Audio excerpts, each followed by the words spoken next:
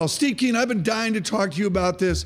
The supporters of Bitcoin wander back to Marxian theory to create a value for Bitcoin. I've even seen analysis talking about the thermodynamics of the economic system, which create a value. Where's the value in Bitcoin? If you were in class at Kingston right now, how would you draw out the economic realities of Bitcoin?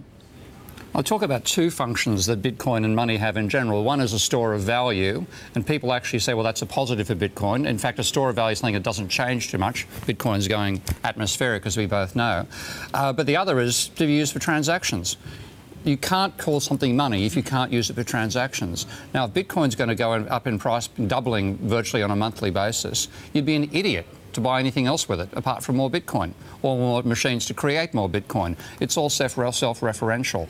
So it's not money in that sense. Now, when it becomes money, how many transactions can this distributed ledger handle? And I've seen calculations from computer experts on this front. I'm not an expert in Bitcoin myself, but I know a bit about money. They claim that the maximum number of transactions it can support right now is 14 per second.